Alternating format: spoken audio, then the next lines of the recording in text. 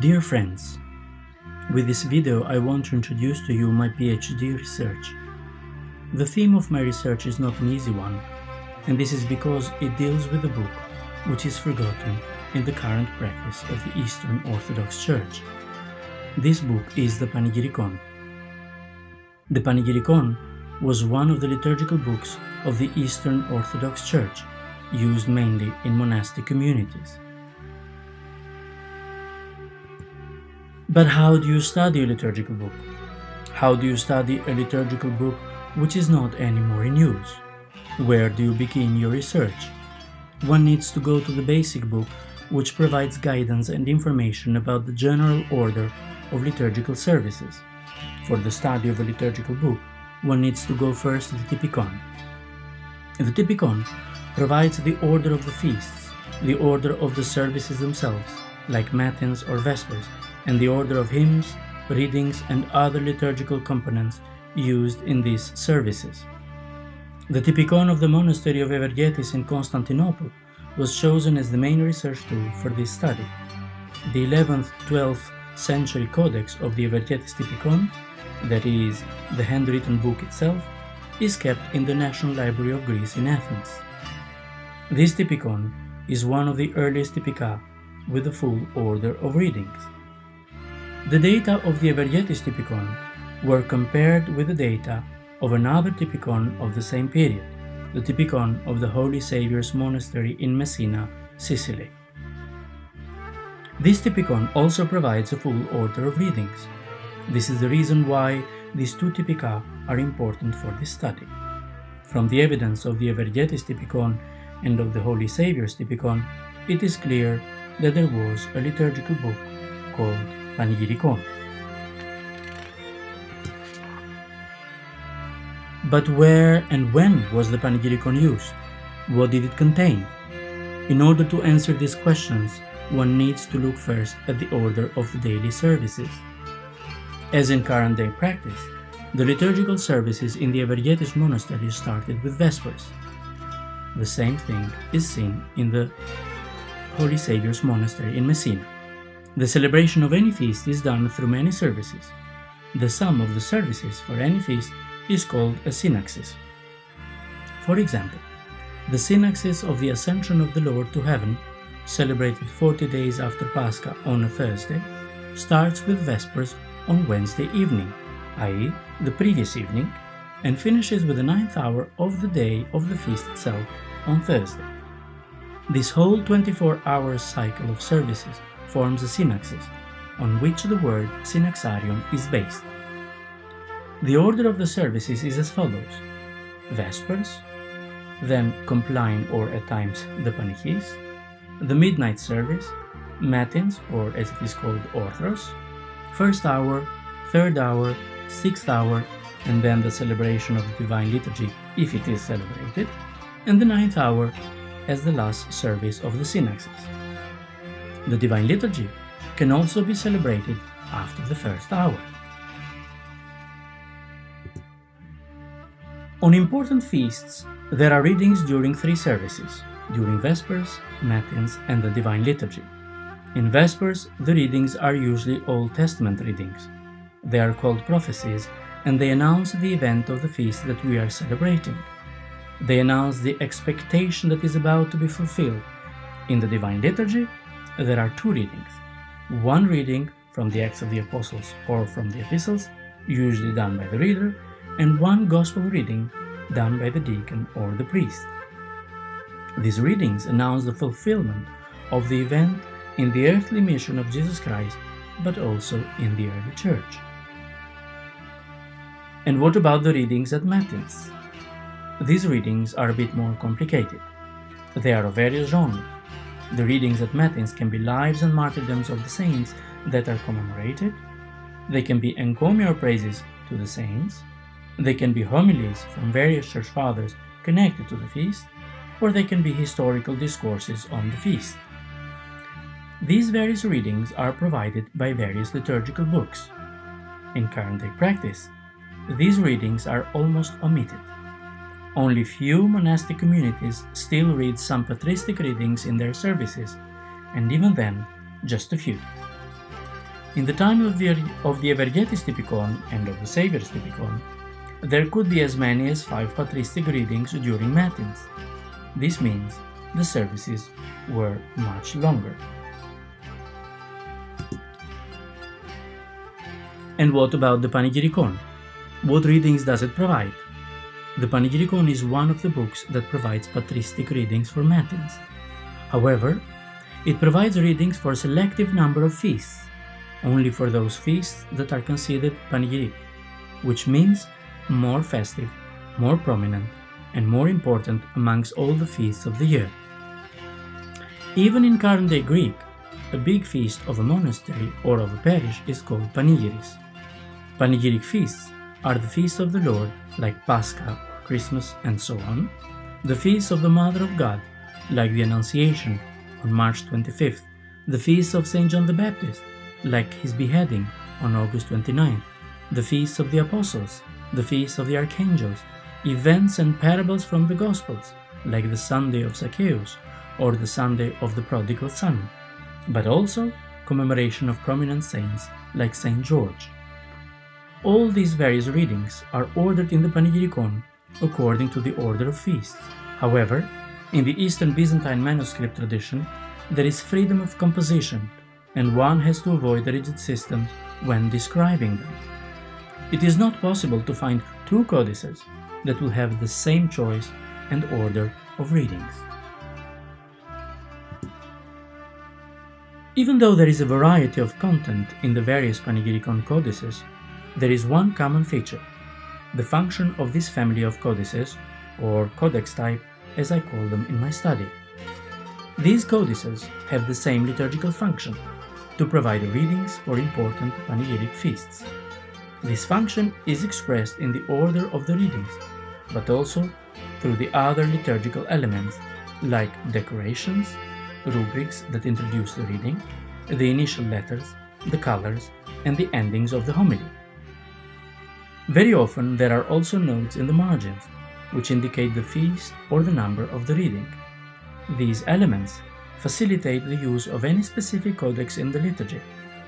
During the liturgical celebration, very often in a dark church, with the help of a candle, the monks had to distinguish quickly the readings and the feasts for which they were meant.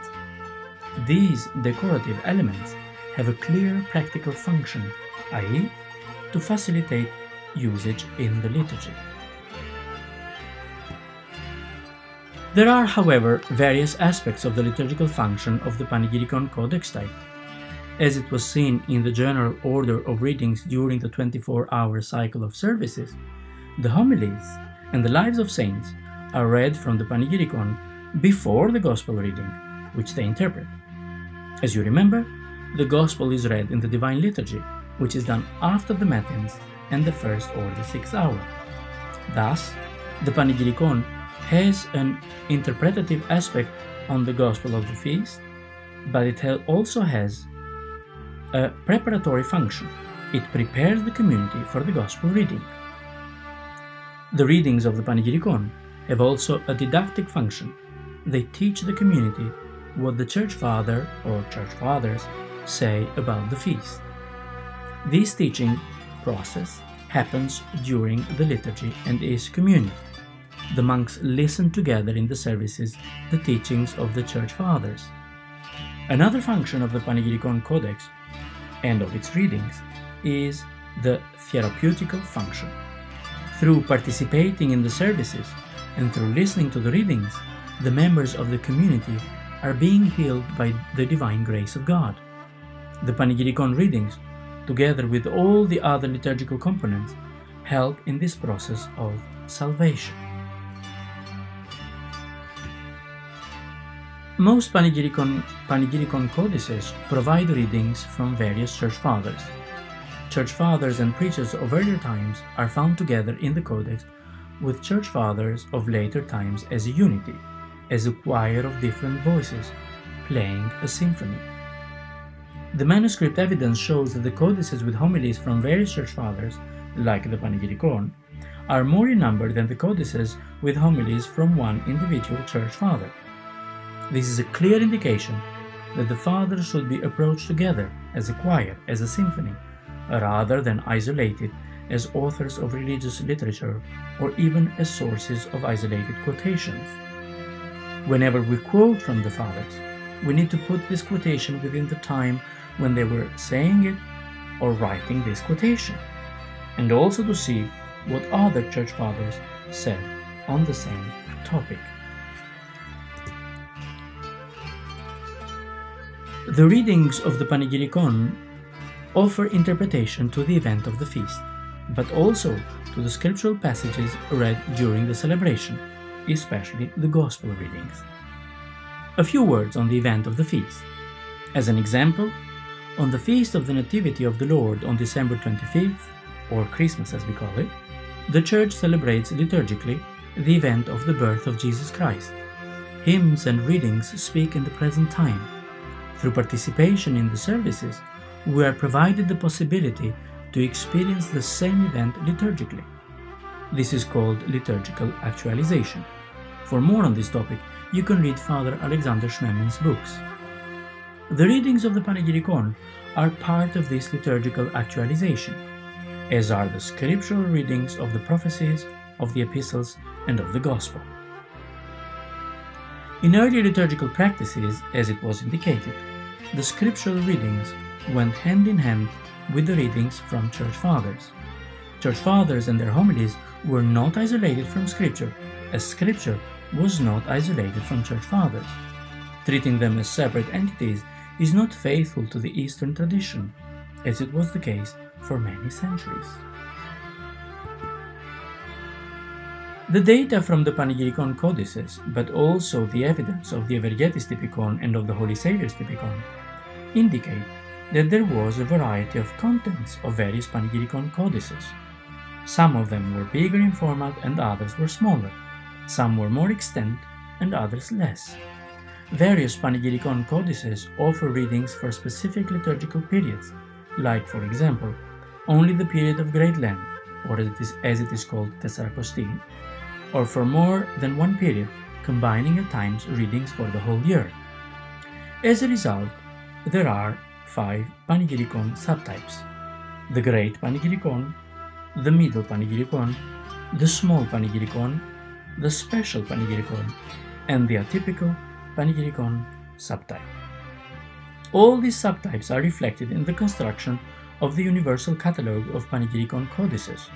This catalogue will serve as the initial database which can be used by scholars for their research. The aim is to provide primary information on all the Panegyrikon codices around the world, based on their liturgical function. This topic is complicated, and I will not enter into more detail on this specific issue. However, I will shortly indicate one page of the catalogue of the Panegyrikon codices of the National Library of Greece in Athens. These codices were studied personally at the library itself. I want to thank, by the way, the staff of the library for their strong support. The pilot catalogue of these codices serves as an example and as a proposal. My research was done as part of the cataloging of Byzantine manuscripts program, CBM, at the Protestant Theological University, or PThU, under the supervision of Professor Dr. Rim Raukema, a New Testament professor at the university, and with the support of Professor Dr. Theodora Antonopoulou, professor of the Faculty of Philology of the Kapodistrian University of Athens, and of Dr. Stéphane Rouaillet as co-promoters. I want to thank them for their support, their help, and their patience with me. I want to express also my gratitude to Professor Dr. Klaas Sprong, supervisor of the CBM program, for all his very much appreciated support. I want to thank all of you who will be present and who will not be present at the defense itself. I want to thank my family, my colleagues of the Albanian Bible Society, and also my friends for their support throughout all the years of my research. A special thank also to Father Meletius Weber for the corrections of the English text, and to Father Hilde Bos for the translation of the Dutch summary, and to Father Michael Bakker for all his help with the practicalities of the defense ceremony and process. A special thanks also to the assistants during the defense, or paranim's as they are called in Dutch, Sasha Bakker and Tanya Dos, with whom I share years of friendship and close cooperation. Thank you to all of you.